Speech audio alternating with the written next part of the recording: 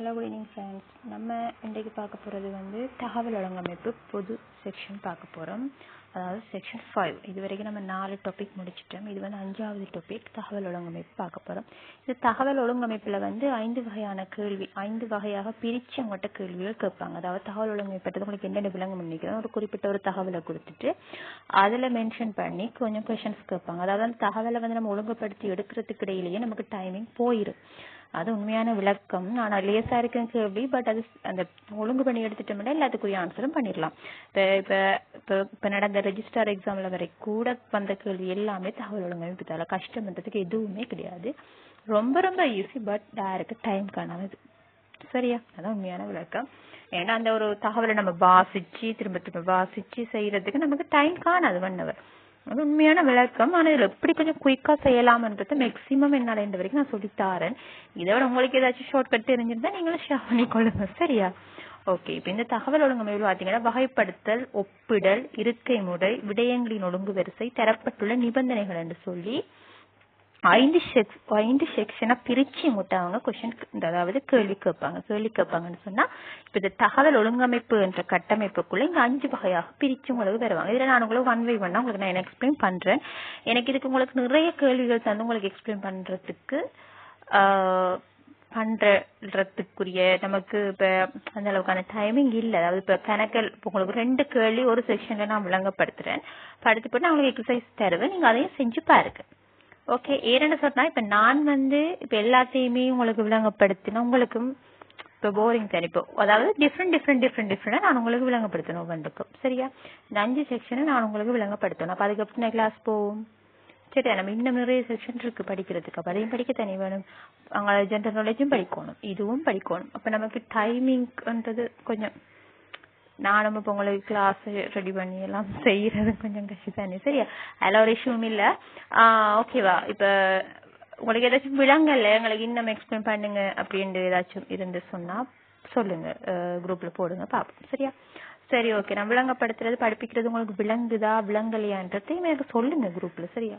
எந்த ரியாக்ஷனுமே சொல்லாம இருக்காதீங்க, கொஞ்சம் ரியாக்ஷன் ஏதாச்சும் பண்ணுங்க. சரியா? சரி, ஓகே. இப்ப ஃபர்ஸ்ட் நம்ம பார்க்க போறது வகைப்படுத்தலுக்குள்ள எப்படிப்பட்ட கேள்விகள் வருமானு பார்ப்போம் தகவல் ஒழுங்கமைப்புல. சரியா? சரி, வாங்க பார்க்கலாம். இப்ப இதுதான் வகைப்படுத்தலன்னா வகைப்படுத்துறவங்க தாரத்தை வச்சு நம்ம வகைப்படுத்தி எடுக்கிறது. அதாவது இப்ப பாருங்க, 1 தொடக்கம் 5 வரையுள்ள வினாக்கள் சுந்தரம், பெருமாள், ஸ்ரீதரன், குணபாலன், பிரியன் என்ற 5 நண்பர்களினால் நுகேகொட, மகரகம, கோமாகம என்ற நகரங்களிலே புடவை கடையை நடத்தி வரும் முறை தொடர்பான கேள்விதான் கேட்டிருக்காங்க. இதுல பெண்ண அதுக்கு ஒரு அந்த சில பாயிண்ட்ஸ் கொடுத்துருக்காங்க. என்னன்னு சொல்லி பாருங்க. நுகேகொடையில் துணிக்கடை இருப்பது அவர்கள் 4 பேருக்கு.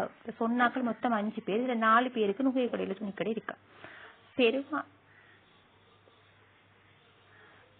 பெருமாளுக்கு புடவைக்கடை இருப்பது பெருமாள் மற்றும் குணபாலனை தவிர்ந்த எஞ்சியோருக்கு மகரகமையிலே புடவைக்கடைகள் உள்ளன. பெருமாளுக்கு புடவைக்கடை இருப்பது ஹோமாகமையில் மட்டுமே ஆகும். கோமாகமவில் புடவைக்கடை இல்லாதிருப்பது சுந்தரம் மற்றும் பிரியனுக்கு மட்டுமே ஆகும். அதாவது இப்ப நான் உங்களுக்கு கலர் டிஃப்ரெண்டா காட்டி இருக்கேன்னு பாருங்க. இவங்களோட மேட்டர் என்ன, இந்த 5 பேருக்கு இந்த 3 இடத்துலயும் கடை இருக்கு. இதுல யாராருக்குங்கிறதுதான் இப்ப விளக்கம். இத இப்ப நீங்க வாசிக்கணும். இதுக்கு தான் நமக்கு டைம் போறதுன்னு. சரி, ஓகே. இப்ப இப்படி ஒரு கொஸ்டின் தான் வகைப்படுத்து. இதை அதை பிரிச்சு எடுக்கிறது, வகைப்படுத்தி எடுக்கிறது. யாராருக்குங்கிறது நம்ம இப்ப கல்குலேஷன் பண்ணி எடுக்கும். இப்படி ஒரு கொஸ்டின் கேட்டா நீங்க ஃபர்ஸ்ட்டுக்கு என்ன செய்யணும்னு சொன்னா போறவங்க சொல்றேன். ஃபர்ஸ்ட்டுக்கு நம்ம இப்ப இப்படி ஒரு அட்டவணையை போட்டு கொள்ளணும். ஃபர்ஸ்ட் எடுத்த உடனே அந்த அப்படி இப்படி எல்லாம் ஒன்றும் செய்ய தேவையில்லை. இப்படி கேட்டுட்டாங்கன்னு சொன்னா நீங்க செய்ய வேண்டிய ஒரே வேலை ஃபர்ஸ்ட்டுக்கு இப்படி ஒரு அட்டவணை. அதாவது இப்ப 5 பேரை எழுதுங்க. தந்திருக்கிற ஊரோட பேர் 3ஐயும் எழுதுங்க. எழுதி போட்டு இப்ப அவங்க என்ன கேட்டிருக்காங்க, இப்ப அவங்க என்னென்ன சொல்லியிருக்காங்க என்றத பார்க்கணும். என்ன சொல்லியிருக்காங்க, நுகையக்கடையில் துணிக்கடை இருப்பது அவர்கள் 4 பேருக்கு ஆகும். ரைட். இதை வச்சு நம்ம இதுல இப்ப கண்டுபிடிக்கல யாராருக்குன்னு. சரியா? யாராருக்குன்னு தெரியாதுன்னு. ரைட். அடுத்தது வாசிங்க. பெருமாள் மற்றும் குணபாலனை தவிர்த்த எஞ்சியோருக்கு மகரகமையிலே புடவைக்கடைகள் உள்ளன. அப்ப பெருமாளுக்கும் குணபாலனுக்கும் மகரகமையில புடவைக்கடை இல்லை. பெருமாளுக்கும் குணபாலனுக்கும் மகரகமையில இல்லை. அப்ப பெருமாளுக்கும் குணபாலன் சுந்தரத்துக்கு மகரகமையில இருக்கு, ஸ்ரீதரனுக்கு மகரகமையில இருக்கு, பிரியனுக்கு மகரகமையில இருக்கு. விளங்கிட்டா? சரிதானே? ரைட். அடுத்தது என்ன சொல்லியிருக்காங்க, பெருமாளுக்கு புடவைக்கடை இருப்பது ஹோமாகமையில் மட்டும். பெருமாளுக்கு எங்க இருக்காம், கோமாகமையில மட்டும்தானே பெருமாள் இருக்காம். இவங்களுக்கு பின்ன பெருமாளுக்கு இஞ்ச இல்ல, குணபாலனுக்கு இஞ்ச இல்ல. சரியா? ரைட். அடுத்தது கோமாக மேல்புடவை கடை இல்லாதிருப்பது சுந்தரம் மற்றும் பிரியனு.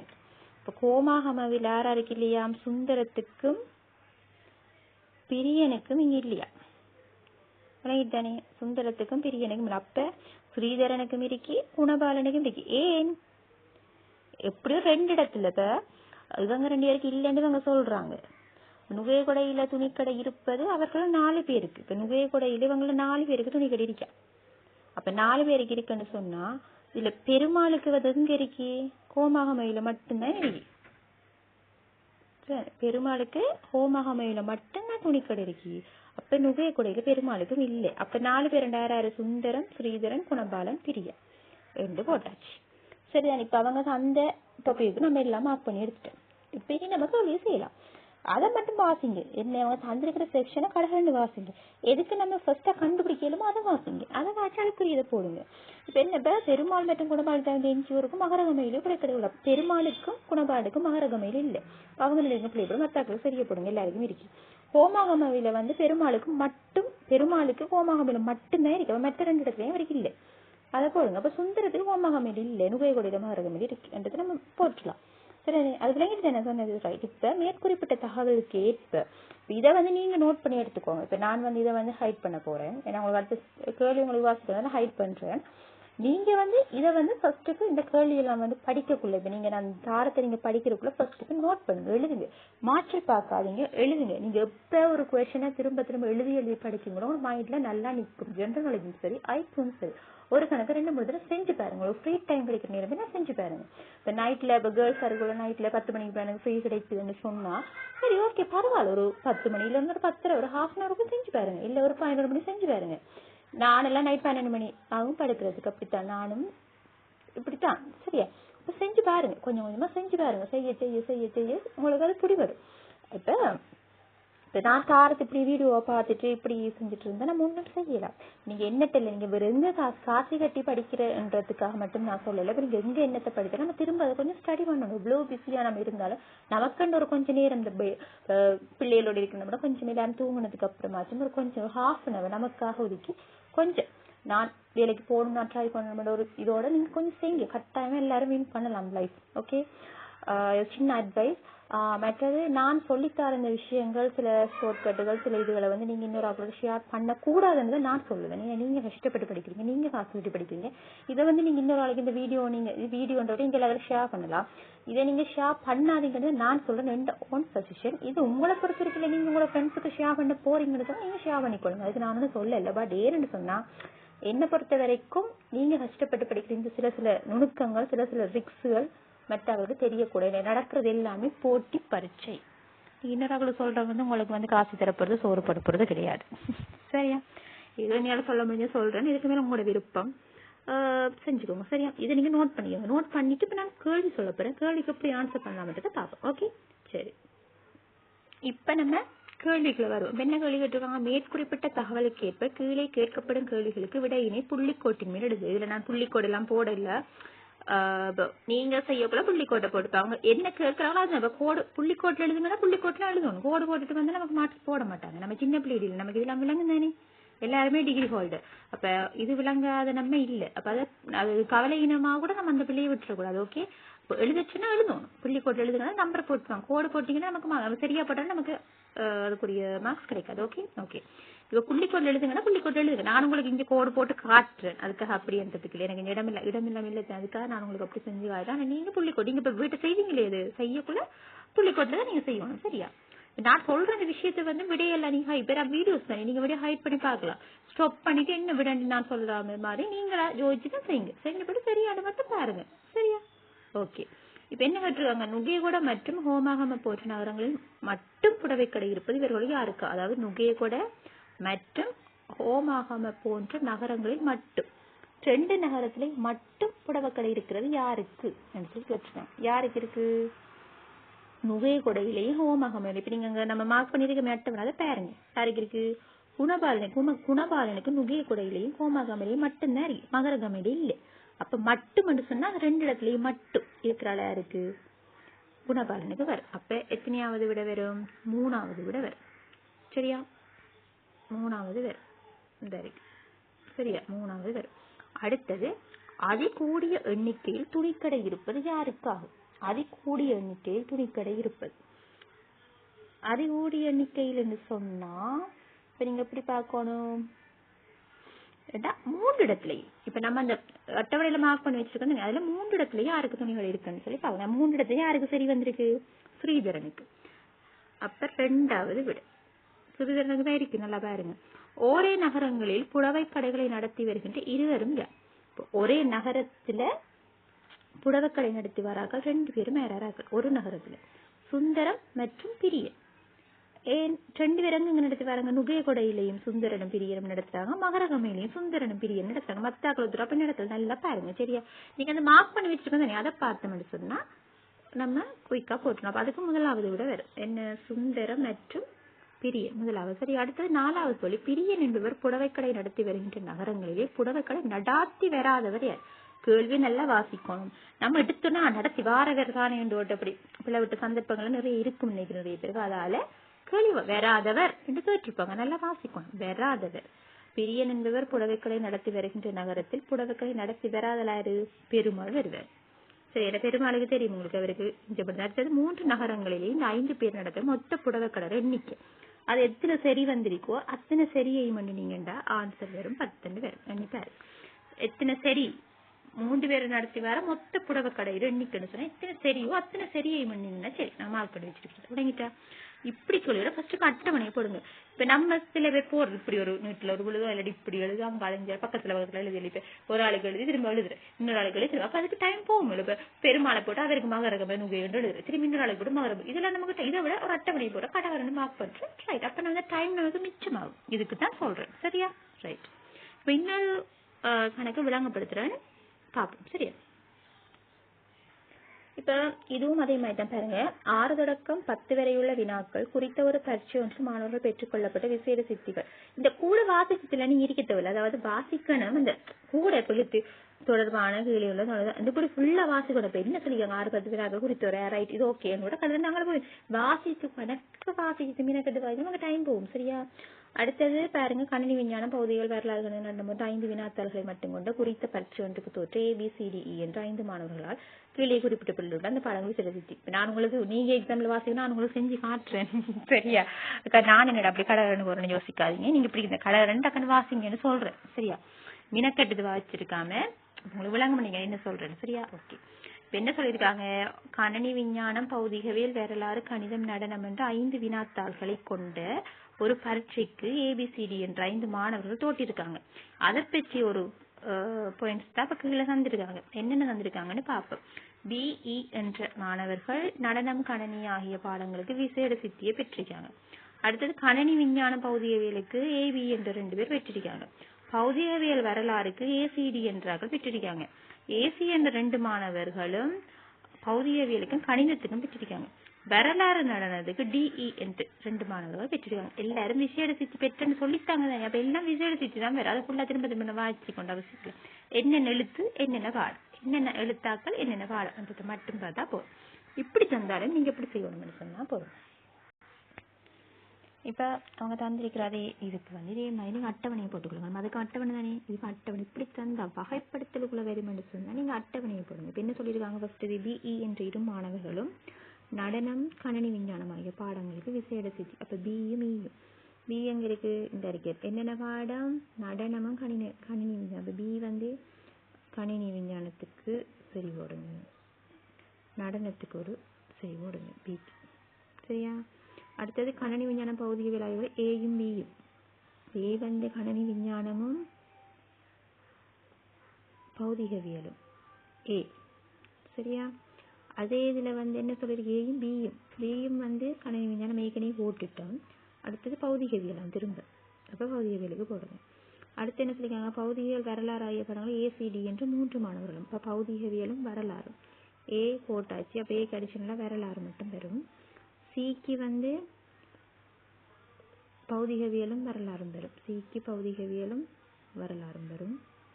டிக்கு பௌதிகவியலும் வரலாறும் வரும். சரிதானே? ரைட். அடுத்தது என்ன சொல்லியிருக்காங்க, ஏசி என்ற இரு மாணவர்களும் பௌதிகவியலுக்கும் கணிதத்துக்கும், ஏயும் சியும் பௌதிகவியலும் கணிதமும், ஏயும் சியும் ஏக்கெல்லாம் போட்டாச்சு, கணிதம் மட்டும் போட்டாச்சு. சரி, அடுத்தது சி, சி வந்து பௌதிகவியலும் கணிதமும், சிக்கு பாருங்க சி பௌதிகவியல் போட்டாச்சு, கணிதம் போடுது, கணிதம் போட்டோம்னா சரி. அடுத்தது டி, இ வந்து வரலாறும் நடனமும், டி வந்து வரலாறு போட்டாச்சு, நடனம் மட்டும் போட்டாச்சு. சரி, இ வந்து வரலாறும் நடனம், கணிதம் இல்லை நடனம், அது நடனம், சரி நடனம், இது வரலாறு. சரியானே, ரைட். அடுத்தது இ வந்து வியும் ஈயும் வந்து, அதில் நம்ம கணினி விஞ்ஞானத்தை விட்டுட்டோம், வியும் ஈயும், இ வந்து கணினி விஞ்ஞானம். சரியா, வியும் ஈயும் இல்லை ஃபஸ்ட்டுக்கு நம்ம செஞ்சோம், அதில் பி மட்டும் போடணும், ஈயை போடல, நடனமும் கணினி விஞ்ஞானமும். சரியா, ரைட். இப்போ சரிதானே, விளங்கிட்டு தானே, ஓகே. இப்போ பேலன்ஸ் இருக்குது தானே, மிச்சம் நம்ம இந்த போடாமல் இருக்கிறதுகளுக்கு பிழையை போட்டுடுங்க. இப்போ உங்களுக்கு மதிக்கிறது ஈஸி. ஏ வந்து நடனம் இல்லை, பி வந்து வரலாறும் கணிதமும் இல்லை, சி வந்து நடனம் இல்லை, டி வந்து கணிதம் இல்லை. சரியா, அங்கால இ வந்து பௌதிகவியலும் கணிதமும் இல்லை. சரியா, இப்போ இப்படி அட்டவணையை போட்டுட்டு இப்போ நீங்கள் கேள்வியை செஞ்சீங்கன்னா ஓகே. இப்போ நான் போட்ட மாதிரி நீங்கள் அட்டவணையை போட்டு வச்சுட்டு அப்படியே மாதிரி இப்போ நான் கேள்வியை வாசிக்கன்னு செய்வோம். சரியா, ரைட். இப்படி கணக்கு வந்தால் ஃபஸ்ட்டுக்கு என்ன செய்யணும், அட்டவணையை முதலுக்கு போட்டுற வேண்டும். கேள்வி என்ன கேட்டிருக்காங்க, பௌதிகவியல் வரலாறு கணிதம் ஆகிய பாடங்களுக்கு மாத்திரம் விசேட சித்திகளை பெற்றிருப்பது. இப்போ போட்ட அட்டவணையை பார்க்கணும், மாத்திரம்னா அதுக்கு மட்டும், பௌதிகவியல் வரலாறு கணிதத்துக்கு மட்டும், அதோடு சேர்த்து கணினி விஞ்ஞானமோ நடனமோ வரக்கூடாது. இது 3 பாடத்துக்கு மட்டும் சரி அடையாளம் வந்திருக்கிறாள் யாரு என்று பார்த்தா அவர் சியா தான் இருப்பார். அப்ப விட என்ன வரும், 3 வரும். சரியா, விட 3. அடுத்தது பிடி என்ற இரு மாணவர்களும், அழிச்சுடணும் நான், 3 வரும் விட. பிடி என்ற இரு மாணவர்களும் விசேட சித்திகள் பெற்றிருந்த பாடச்சோடி எது, பியும் டியும் 2 மாணவர்களும் விசேட சித்தி பெற்றிருந்த பாடச்சோடி, 2 பேரும் சேர்ந்து பெற்றிருந்தது எது வரும், பிக்கும் டிக்கும் எது வந்திருக்கு, சரியா வந்திருக்கு சொல்லி பார்க்கணும். பிக்கும் டிக்கும், இப்போ பிக்கு என்னென்ன பாடம் வந்திருக்கு, கணினி விஞ்ஞானம் வந்திருக்கு, பௌதிகவியல் வந்திருக்கு. டிக்கும் என்ன வந்திருக்கு, பௌதிகவியல் வந்திருக்கு, வரலாறு வந்திருக்கு. அப்ப 2 பேரும் சேர்ந்து பிடி என்ற இரு மாணவர்களும் விசேட சித்தியை பெற்றிருந்த பாடச்சோடி எதுண்டா பௌதிகவியலும் நடனமும், பௌதிகவியலும் நடனத்திலையும் 2 பேரும் எடுத்திருக்காங்க. சரியா, அப்ப எது வரும், 2வது விட வரும். சரியா, ரைட். அடுத்தது கீழே குறிப்பிடப்பட்டுள்ள ஒரு பாடச்சோடிக்காக இந்த 5 மாணவர்கள் எவருக்குமே விசேட சித்தி சோடியை பெற்றுக்கொள்வதற்குரிய முடியாது போயுள்ளது. அது பின்வருவர்கள். இப்ப இந்த 5 பேருமே இந்த 2 பாடத்திலையும் விசேட சித்திய சோடியா பெற்றுக்கொள்ளல, தனியத்தனியை தயாரிக்க இந்த 2 பாடமும் சோடியா வராத பாடம். 4வது கணிதமும் நடனமும் வரும். கணிதமும் நடனமும் யாருமே சோடியா பெற்றுக்கொள்ளல, டபுள் தான். யாராவது ஒரு ஆள் ஒன்று பெற்றோர், ஒரு ஆள் ஒன்று பெறல, ஒரு ஆள் 2 பெற்றோர், ஒரு ஆள் 2 பெறல, 3 பேர் இருந்தா 2 பேர், 2 பேர் இருந்தா 3 பேர், அப்படித்தான் பெற்றிருக்காங்க. சரியா, 9வது கேள்வி, டிக்கு விசேட சித்தியை பெற்றுக்கொள்ள முடியாது போன பாடச்சோடிக்கான விசேட சித்தி சோடியை பெற்றிருப்பவர் யார். டிக்கு விசேட சித்தியை பெற்றுக்கொள்ள முடியாது போன பாடச்சோடி, இப்போ டிக்கு வந்து விசேட சித்தியை பெற்று முடியல, கணினி விஞ்ஞானத்திலையும் கணிதத்திலையும் பெற்று முடியல. ஆனா அந்த பாடத்துல விசேட சித்தியை பெற்றிருக்கிறாள் யாரு, பெற்றிருக்காரு. பி வராது, பி பெறல, சி இங்க பெறல, கணினி விஞ்ஞானத்துல வரும். அப்ப தான் அவருக்கு சரியான விட. அப்ப முதலாவது விட வரும், இது வரும் முதலாவது. கீழே உள்ள ஒவ்வொரு பாடத்திற்கும் எதிரே அதற்கான விசேட சித்தியை பெற்றிருந்த மாணவர்களை சரியாக காட்டாதது எது. கீழே உள்ள ஒவ்வொரு பாடத்திற்கும் எதிரே அதற்கான விசேட சித்தியை பெற்றிருந்த மாணவர்களை, சரியா, கீழே ஒவ்வொரு பாடத்திற்கும் எதிரே அதற்கான விசேட சித்தியை பெற்றிருந்த மாணவர்களை சரியாக காட்டாதது என்ன சொன்னா, இதுல பிழையா இருக்கிற ஒரு விஷயம். நம்மளதுல பிழை போட்டதுக்கு ஒன்று சரி, அதாவது இப்ப நம்ம போட்ட அட்டவணைக்கு எதிர்மாறா இருக்கிற ஒரு விஷயம் இன்னொரு பாடத்துல இருக்குன்னு சொல்லி கேட்காங்க. நல்லா பாருங்க, அதுக்கு விட 3வது தான் வரும், வரலாறு ABDE. அதுல பாருங்க, நீங்க வரலாறுக்கு சரி போட்டிருப்பீங்க, அதுல பிக்கு வராது. பி வரலாறுல விசேட சித்தியை பெறல, ஆனா இங்க விசேட சித்தி பெற்ற என்று சொல்லித்தான் பெற்றிருந்த மாணவர்களை சரியாக காட்டாதுன்னு சொன்னா பெறல, பெற்றன்னு சொல்லி தான் காட்டுது. அப்ப அது பிள்ளை. சரியா? இப்படித்தான் இந்த கணக்கெல்லாம் செய்யணும். எடுத்த உடனே அட்டவணையை போட்டிங்கன்னா சரி, சும்மா யோசிச்சுட்டு வேறு பக்கத்தில் ஒரு எழுதிட்டு அப்படிலாம் இருந்தால் நமக்கு டைம் போயிடும். அட்டவணையை போட ஒரே பார்வையில் எல்லாத்தையும் பார்த்து செய்யக்கூடிய மாதிரி இருக்கும். சரி, அடுத்தது இதில் நான் இப்போ உங்களுக்கு எக்ஸசைஸ் தரேன். சரியா? தருவேன், போடுறேன். அடுத்த கிளாஸில் அப்படி போட்டு விடுறேன். அதற்கும் செஞ்சு பாருங்க. சரியா? Okay, thank you.